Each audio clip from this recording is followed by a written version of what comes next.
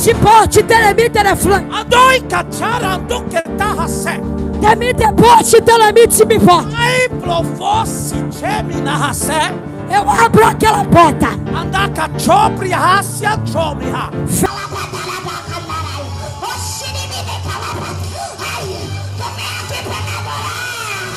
O grandão da Galileia tá falando no meu ouvido. Ouve aqui, ó. Você acredita que falar em línguas é um dom que ainda acontece nos dias de hoje? Ou será que o que vemos atualmente é totalmente diferente daquilo que a Bíblia descreve? Esse é um dos assuntos mais polêmicos dentro do cristianismo e, sem dúvidas, é um dos que mais divide opiniões entre pessoas que professam a mesma fé. E você, qual é a sua experiência? O que você pensa sobre isso? E no Relatos da Internet de hoje eu trouxe aqui alguns relatos muito interessantes de pessoas que têm as suas experiências, que têm o seu ponto de vista, e também trouxe o relato de alguns líderes que vai nos explicar dentro do contexto bíblico o porquê valida ou não essa prática. Essa daqui é a Bruna Oliveira Sister, esse é o @ dela, do perfil lá da Rede Vizinha, que começa com tique. E ela tem um relato bem interessante, uma experiência muito bonita sobre falar em línguas. Vale a pena ouvir o relato dela. Mas antes, não esqueça de curtir esse vídeo, de se inscrever no canal, de apertar o sininho de notificações para não perder mais nenhum vídeo. Fui batizada pelo Espírito Santo, fiquei falando em línguas por mais de 15 minutos e eu vou contar pra você como isso aconteceu. Eu tava vendo no Instagram uma pastora que ela prega muito sobre libertação. Então, uma semana anterior, eu resolvi ver alguns vídeos dela explicando como se auto-libertar e como libertar outras pessoas também. E eu tava passando por um processo meio intenso, porque por mais que eu leio a Bíblia, oro, sempre tinha alguma coisa que me incomodava. De pensamentos intrusivos, de medo, alguns pensamentos que eu ainda tinha que eu via que não vinha de Deus. Se ela explica que isso talvez seja espíritos malignos me influenciando através dos meus traumas, através dos meus ancestrais, por causa dos meus pais, meus avós, entrou através de um espírito, porque eu abri aquela brecha, o espírito veio, entrou e ele começou a fazer minha cabeça, colocando medos, colocando travamento, raivas, mágoas, isso tudo influencia. Eu resolvi me auto-libertar. E como foi isso? Eu fiz um mapeamento inteiro da minha vida, desde quando eu era criança, desde o ventre da minha mãe, tudo que poderia ter acontecido na minha vida, que eu lembrava, poderia ter abrido brecha para o inimigo entrar. Eu comecei a anotar tudo.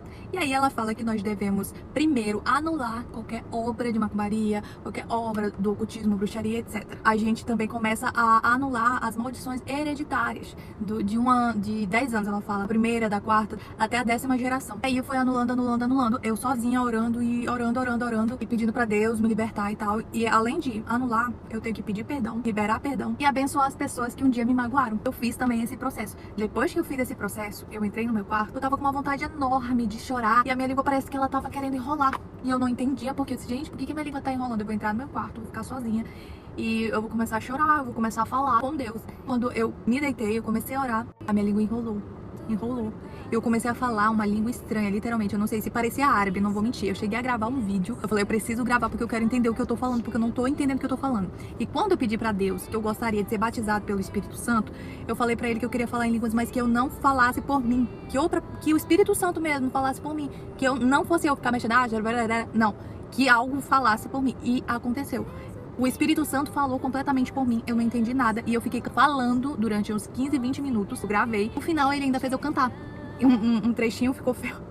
Ai, minha voz saiu horrorosa, mas o que importa era o Espírito Santo ali, tá lindo, sabe? A manifestação dele foi linda. Eu quis gravar pra ver se alguém conseguisse interpretar, mas depois eu fui pesquisar mais a fundo sobre isso. Um vídeo com o Luciano Subirá que ele explica que às vezes falar em língua é somente para sua autoedificação. Quando eu descobri que poderia ser só minha autoedificação, pra me autoedificar e ter esse momento íntimo com Deus, eu já fiquei mais em paz, assim, não precisa interpretar. Foi lindo aquele momento, foi maravilhoso, mas foi dessa forma que aconteceu o meu batismo pelo Espírito Santo. Eu já tinha sido batizada anteriormente, mas eu apenas sentia aquela presença amável, aquele amor, aquela grandiosidade, e eu só sabia chorar. Mas dessa vez eu literalmente falei em línguas durante uns 15 a 20 minutos inteiro. Se você quiser ouvir um trechinho aqui de como foi eu estar falando em língua, eu gravei um vídeo, assim, tá tudo escuro, só dá pra ouvir mesmo o que eu falei, mas não dá pra entender nada. Mas foi lindo. Se você quiser ouvir esse vídeo, coloque aqui nos comentários que eu vou colocar um trechinho desse vídeo, desse momento tão lindo e maravilhoso que eu fui batizada pelo Espírito Santo.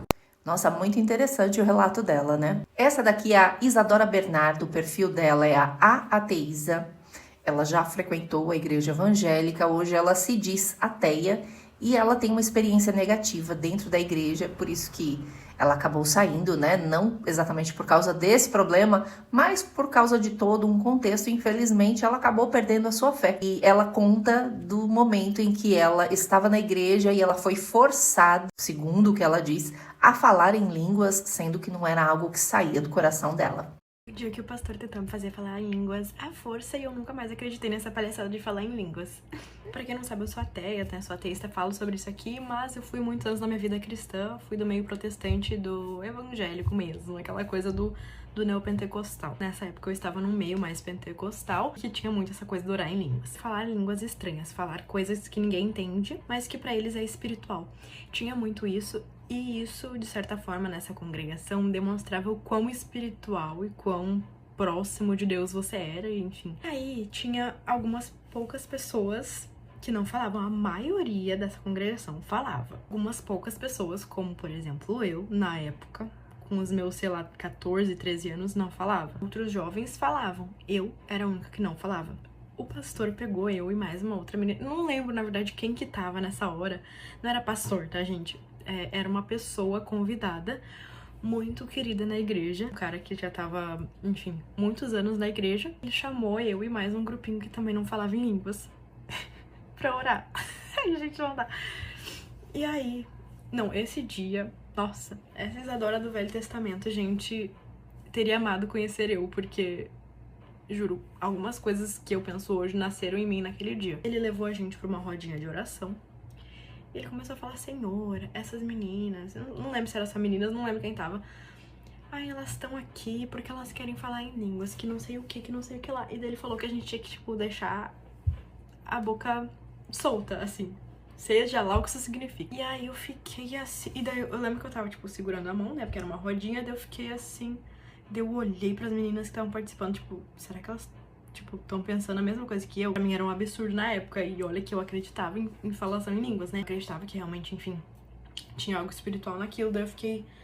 Nossa, gente, mas não tá certo isso, né? Tipo, mesmo que eu acreditasse, não é assim. Ela começou a falar, porque daí elas vão falar em línguas agora. E começou, tipo, meio que profetizar que a gente ia falar em línguas naquele momento. Tipo assim, ele queria que a gente fingisse, gente, porque não tem outra explicação. Não é possível.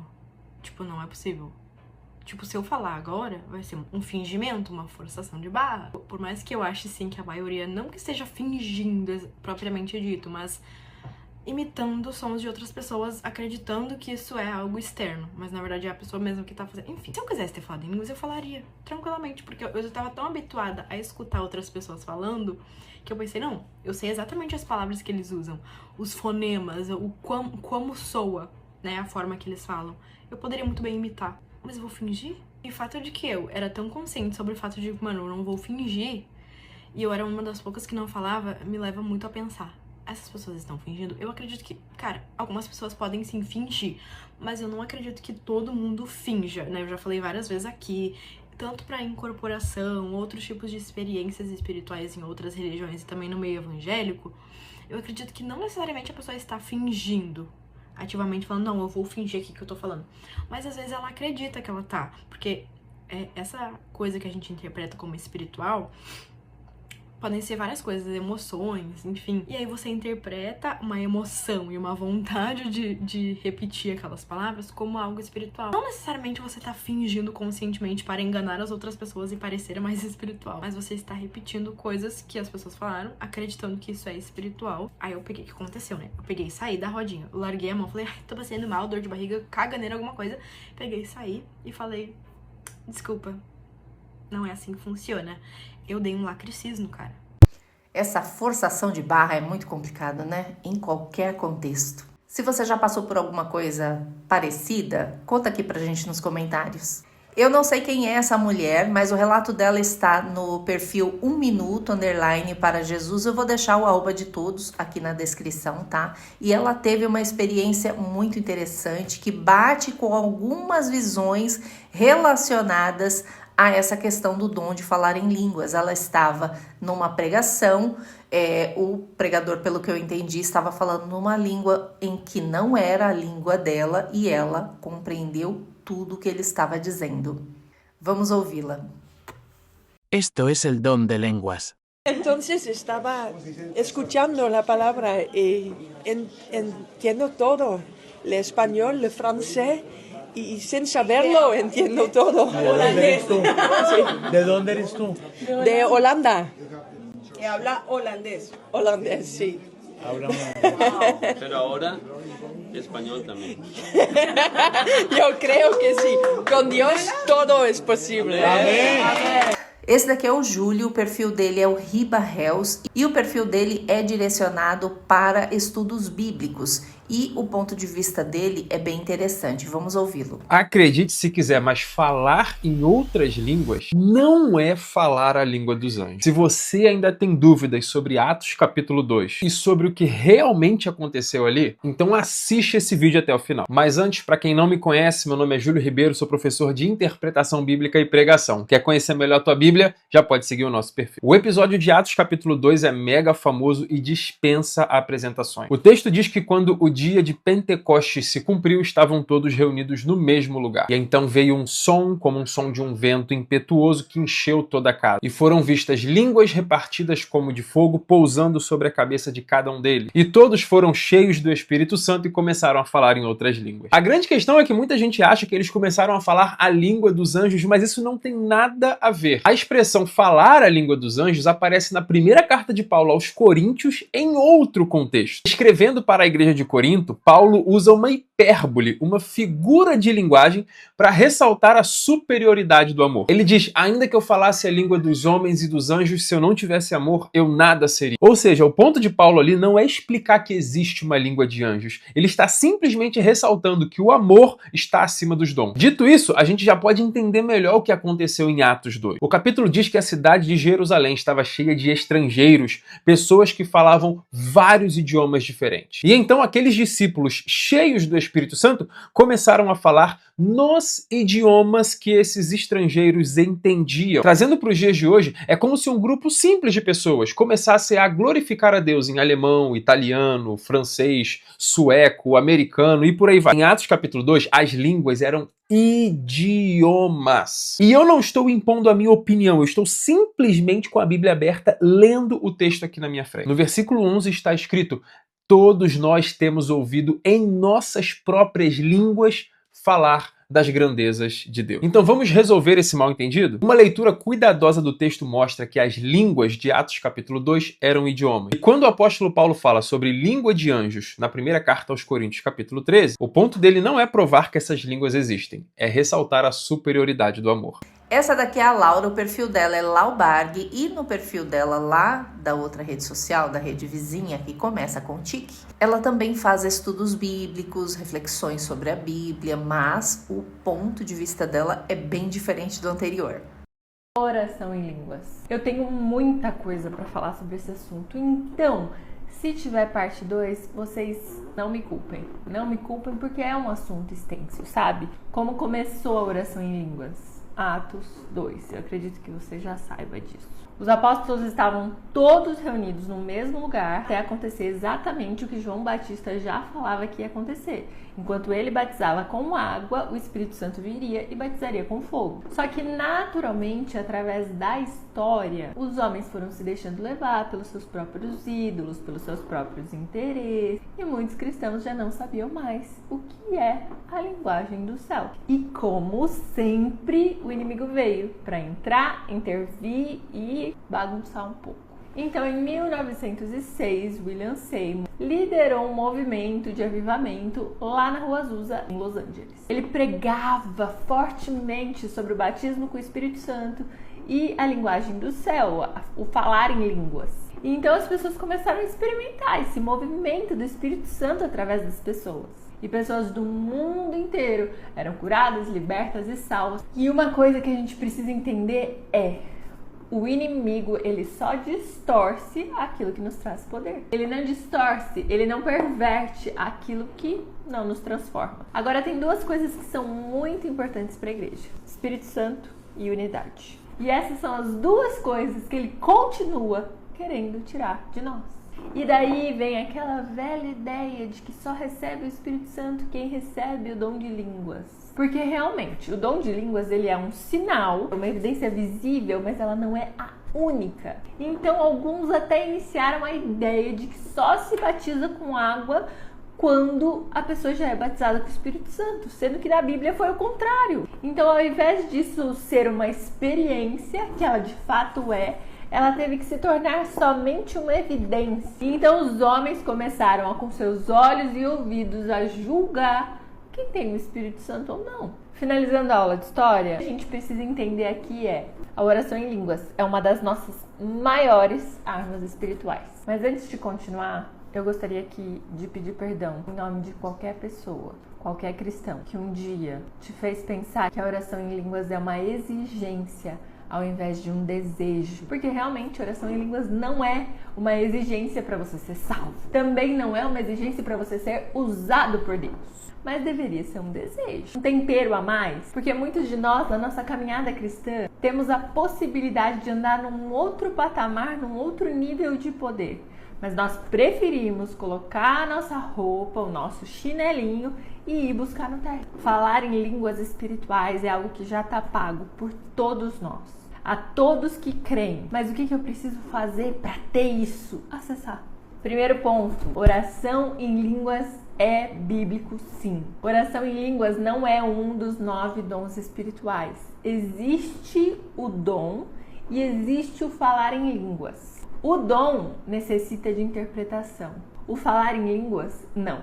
Eu vou deixar aqui uma tabela que é do pastor Luciano Subirá. Pausa, presta atenção e lê. Ainda tem muita gente que acha que isso ficou lá em Atos 2, que Paulo nem estava presente. E Paulo diz: dou graças a Deus por orar em línguas mais do que todos vocês. Eu tenho certeza que ajudou ele a escrever o Novo Testamento praticamente inteiro. Eu tenho certeza que isso ajudou a transformar o interior dele de maior de cristãos para o maior missionário do mundo. Eu tenho certeza que esse tipo de oração ajudou Paulo a superar as suas adversidades. Porque isso não foi impulsionado por vontade própria.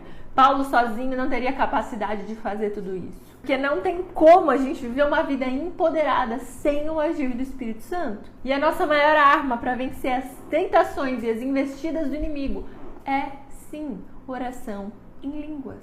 Segundo ponto, oração em línguas é um benefício. Quem ora em línguas, a si mesmo se edifica. Edificar significa erguer, levantar, construir. Ou seja, você quer ser um Cariani do mundo espiritual? Ora em línguas. Judas diz: edifiquem-se, pois, meus amados, orando no Espírito Santo. Eu não sou edificada pelas minhas qualidades, pelos meus diplomas, pelas minhas habilidades, ou até mesmo por ir na igreja todo domingo, mas por liberar o agir do Espírito Santo na minha vida. Eu não oro em línguas porque é legal, eu oro em línguas porque isso me edifica espiritualmente. Antes de conversar assuntos delicados, conversas difíceis, ore em línguas. Antes de entrar numa ministração, seja de louvor, seja de palavra, seja de ministrar o evangelho para alguém, ore em línguas. Por quê? Porque eu sou edificada. E isso pode acontecer a qualquer hora, a qualquer momento, em qualquer lugar. É a minha arma. Você se lembra da armadura de Deus, de Efésios capítulo 6? Cinto da verdade, coraça da justiça, escudo da fé, capacete da salvação, sandálias do evangelho, espada do espírito. Mas tem uma parte da armadura que ninguém fala.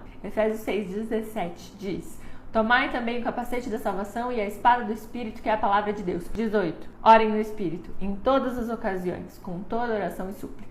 E aqui o prefácio é o mesmo, a armadura de Deus. E tem gente achando que tá colocando a armadura inteira, mas tá faltando um pedaço. E o último ponto que eu vou falar nesse vídeo específico, que eu tenho muito mais coisa pra falar, que uma das coisas mais amorosas que Deus deixou pra essa humanidade foi o poder de escolha. E há muitas coisas que nós sabemos fazer, mas nós escolhemos não fazer. Ir pra academia me faz mais forte.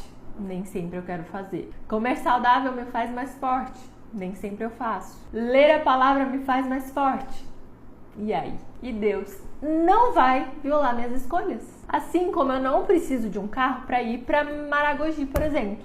Eu posso ir andando da minha cidade, do interior de São Paulo, até Maragogi. Pode demorar uma eternidade. Eu posso ficar muito cansada no processo. Mas eu vou chegar lá, mesmo sem pegar o meio de transporte. Aí você me pergunta: mas por que você faria isso, Laura? Por que você não trocaria os seus pés por um carro? Melhor, por que você não trocaria o seu carro por um avião? Melhor ainda, por que você não trocaria um avião por um jatinho? Se essa opção está disponível, entre caminhar e um jato particular, é o mesmo custo que já foi pago. Então, por que eu me acomodaria ao nível mais baixo que Deus tem para mim, se o mais alto também já foi pago? Paulo diz, pois se eu oro em línguas, ou seja, se é uma escolha, é uma opção, eu vou fazer quando eu decidir fazer. A partir do momento em que eu recebo, há uma escolha que depende de mim. E Paulo não daria instruções de como fazer, quando fazer e onde fazer se fosse algo incontrolável. Nós decidimos se e quanto nós oramos em línguas. Assim como eu vejo alguém com necessidade na rua e o dinheiro não pula da minha bolsa para a mão daquela pessoa. É uma escolha que eu faço de abrir a minha bolsa, pegar a minha carteira, tirar um dinheiro, escolher a quantidade de dinheiro que eu vou tirar dela e entregar para a pessoa. A generosidade e a oração em línguas estão sujeitas a mim. São atributos que Deus me entrega, mas estão sujeitos a mim.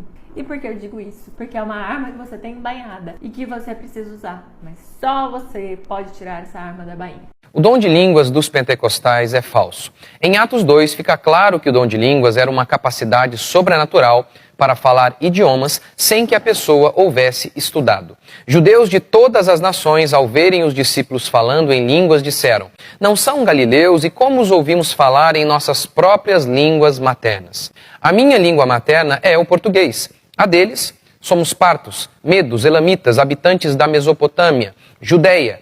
E como os ouvimos falar das grandezas de Deus em nossas próprias línguas? Pedro, então, tomou a palavra e disse que aquilo era o cumprimento das profecias. João Batista disse que batizaria com água, mas o Messias com o Espírito Santo. Aquilo aconteceu. Um milagre notório para provar que Cristo é o Messias.